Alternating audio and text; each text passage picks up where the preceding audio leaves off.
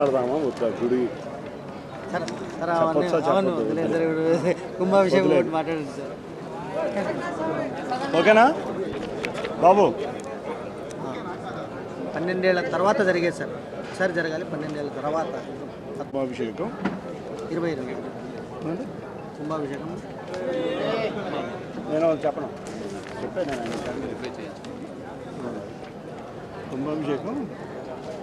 కుంభాభిషేకం 2026 present. నమస్కారం. కనకదుర్గమ్మ వారి ఆశీస్సులతో ఇవాళ ఇంద్రకీలాద్రి మీద జిల్లా అధికార యంత్రాంగం, దుర్గగుడి బోర్డు, అంతేకాకుండా దుర్గగుడి ఈవో అధికారులు అందరం కలిసి అమ్మవారిని దర్శించుకుని రేపు 6వ తారీఖు, 7వ తారీఖు, 8వ తారీఖు ఈ 3 రోజుల్లో ప్రతి 12 సంవత్సరాలకి అమ్మవారికి పూర్ణ కుంభాభిషేకం జరుగుతుంది.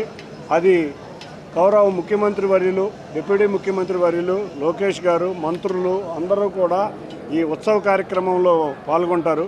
ఈ ఉత్సవ కార్యక్రమానికి ఏర్పాట్లు ఏ విధంగా చేయాలనేది అందరం కూడా కూర్చుని ఆలోచించి, ఈ ఉత్సవం ప్రతి 12 సంవత్సరాలకి వస్తుంది కాబట్టి ఎంతోమంది భక్తులు, లక్షలాది మంది భక్తులు దర్శించుకోవడానికి వస్తారు.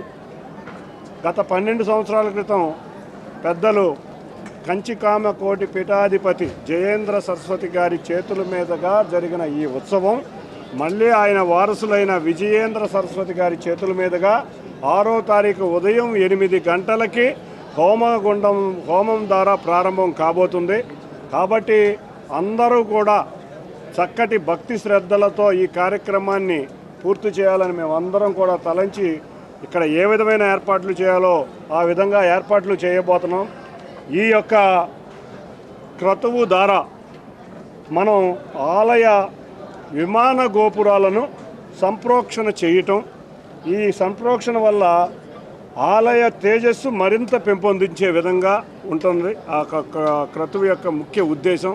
అంతేకాకుండా ఆలయంలో ఉన్న పండితులు, వేద పండితులు, పురోహితులు అందరూ ఈ కార్యక్రమాన్ని, ఈ క్రతువుని నిర్వర్తిస్తారు. కాబట్టి ఈ క్రతువు వల్ల ఆలయం మళ్ళీ పునర్జీవం అయ్యి శక్తివంతంగా తయారయ్యే విధంగా ఉండబోతుంది. ఈ కార్యక్రమానికి పెద్దలందరూ కూడా 6, 7, 8 తారీఖున నిశ్చయించారు. మళ్ళీ ప్రతి 12 సంవత్సరాలకి వచ్చే ఈ కార్యక్రమాన్ని అందరూ కూడా దేశ విదేశాల నుంచి వచ్చి భక్తులందరూ అమ్మవారిని దర్శించుకుని ఎటువంటి లోటుపాట్లు లేని ఏర్పాట్లు చేయబోతున్నాం.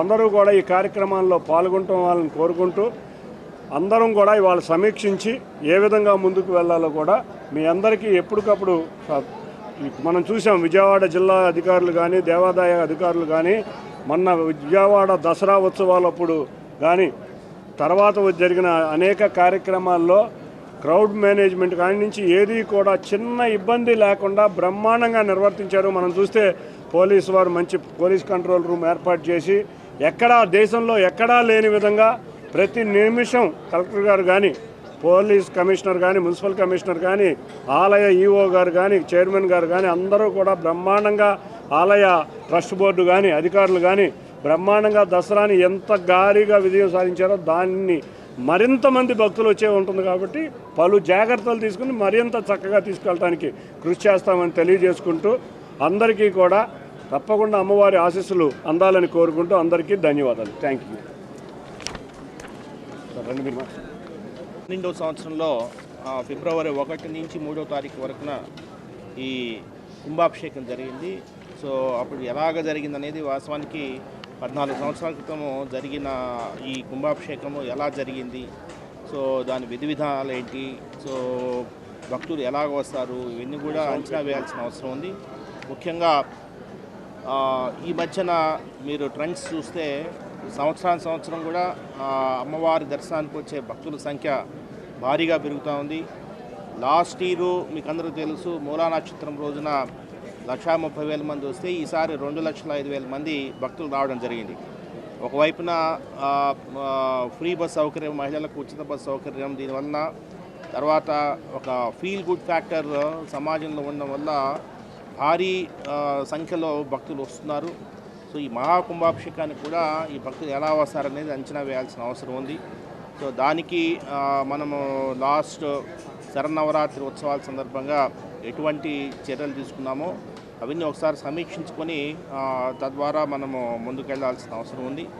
అంతేకాదు ఫ్యూచర్లో మనకు 2028 సంవత్సరంలో మనకు పుష్కరాలు వస్తున్నాయి. సో వాటిని దృష్టిలో పెట్టుకుని కూడా ఇప్పుడే గౌరవ ఎంపీ గారు ఈ హోల్డింగ్ ఏరియాస్ గురించి భక్తుల్ని ఒక దగ్గర ఉంచాలంటే ఎలాగా అనేది చాలా ఆలోచిస్తున్నాం. దాని మీద చాలా బ్రెయిన్ స్టార్మింగ్ జరగాల్సిన అవసరం ఉంది.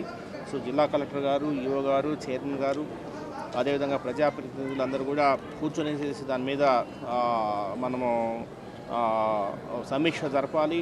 కంటిన్యూస్గా ఈ రివ్యూ జరుగుతుండాలి. సెక్యూరిటీ రివ్యూ అనేది చాలా ఇంపార్టెంట్. ఎందుకంటే అమ్మవారి ఆలయానికి భక్తులు అశేషంగా వస్తున్నారు. ఎవ్రీ సాటర్డే సండే అయితే మినిమం 50,000 నుంచి 70,000 వరకు వస్తున్నారు. సో కొంత క్యూ మేనేజ్మెంట్ సిస్టమ్స్, తర్వాత క్రౌడ్ డైనమిక్స్ మీద కూడా కొంత మనము దీని మీద అధ్యయనం చేయాల్సిన అవసరం ఉంది. ఏదేమైనప్పటికీ ఈ కుంభాభిషేకం చాలా అద్భుతంగా జరిగేలాగా పోలీస్ శాఖ అన్ని జాగ్రత్తలు తీసుకుంటుందని చెప్పేసి అందరికి తెలియజేస్తున్నాను.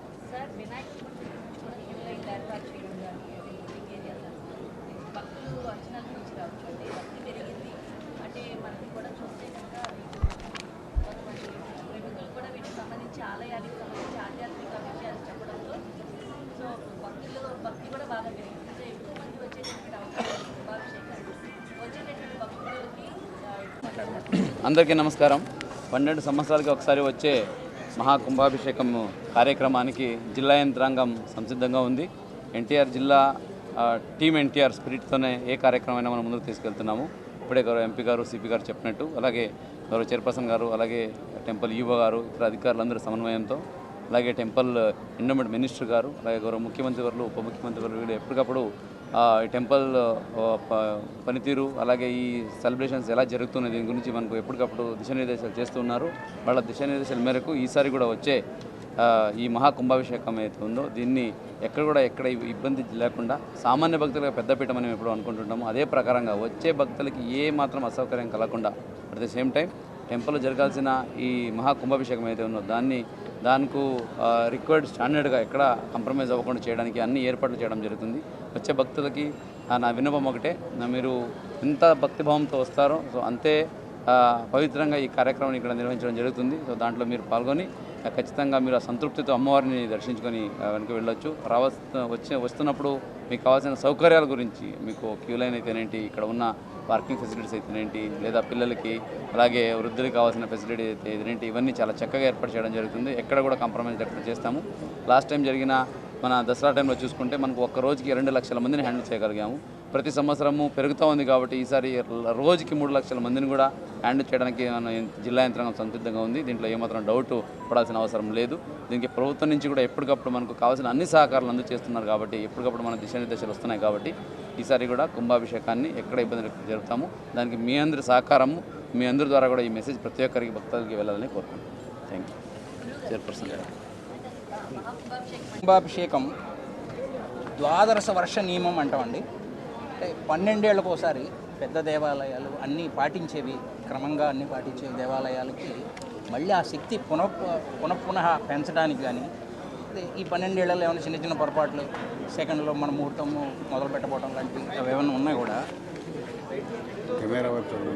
వీటన్నిటికీ సంబంధించి ఒక ప్రక్షాళనలాగా తర్వాత శక్తిని మళ్ళీ పెంచడానికి మనకు 12 ఏళ్ళకు ఒకసారి కుంభాభిషేకం అనేది జరుగుతుంది. ఈ పైన అమ్మవారి శిఖరానికి మనం పీఠాధిపతి వారు స్వయంగా వస్తున్నారు, వారి చేతులతోటే అది ప్రతిష్ఠించడం జరిగింది. దాన్ని ఇప్పుడు మళ్ళీ మనం ప్రక్షాళన చేస్తున్నాం అన్నమాట. ఇది ఒక 3 రోజుల కార్యక్రమం. హోమాలు, పూజలు అన్నీ ఉంటాయి. అది కార్యక్రమం గురించి మీరు వచ్చారు. శ్రీమాత్రే నమః. శ్రీ దుర్గామల్లేశ్వర స్వామివారి దేవస్థానంలో ప్రతి సంవత్సరం కూడాను వివిధ రకాలైనటువంటి సంప్రోక్షణాదులు, పవిత్రోత్సవాలు ఇవన్నీ కూడాను అంతర్గతంగా ప్రతి సంవత్సరం కూడా జరుగుతూనే ఉంటాయి. 12 సంవత్సరాలకు ఓ మాట వీటన్నిటికంటే కూడా విశేషంగా కుంభాభిషేకం చేయాలనేటువంటిది ఆగమశాస్త్రంలో విహితమైనటువంటిది, విధింపబడింది. దీన్ని ఇక్కడ త్రిరాత్ర దీక్షతో చేయమని చెప్పి శ్రీ శ్రీ కంచి కామకోటి పీఠాధీశ్వరులు ఆదేశించి ఉన్నారు. వారి యొక్క మంత్రాక్షతలు తీసుకుని వారి యొక్క ఆదేశానుసారంగా త్రిరాత్ర దీక్షతో దీన్ని చేయడం జరుగుతోంది. కుంభ రాశిలో కూడా ఇది చేస్తున్నందువలన మా సూర్యుడు కుంభంలో ఉండగా చేస్తున్నందువలన కూడాను దీని కుంభాభిషేకం అనేటువంటి నామధేయం ఒకటి. అది కాకుండా ఈ యొక్క విగ్రహాలకి కింద ఉండేటువంటి యంత్రాలన్నిటికీ కూడాను శక్తి పెరిగి మళ్ళీ పూర్వస్థితి రావడం కోసమని కూడాను 12 సంవత్సరాల కోమాటు చేయమని చెప్పబడింది. కాబట్టి కూడాను ఈ కుంభాభిషేకాన్ని మనం నిర్వహిస్తున్నాము. ఇందులో మొదటి రోజున గణపతి పూజతో ప్రారంభం చేసి చిట్ట చివరి రోజున పూర్ణాహుతి 8వ తారీఖు 9:30 సుమారుగా 9:30 ప్రాంతంలో ఇది అభిషేకంతో ఈ యొక్క కార్యక్రమం ముగుస్తుంది. 3 రోజుల కార్యక్రమము. మధ్యలో మూలమంత్ర హవనాలు, తర్వాత ఈ కలశ స్థాపన, అగ్ని ప్రతిష్టాపన వగైరా ఉదయం సాయంత్రం కూడాను విధి విధానంగా సాంప్రదాయం ప్రకారంగా ఆ కార్యక్రమాలన్నీ కూడా జరుగుతాయి.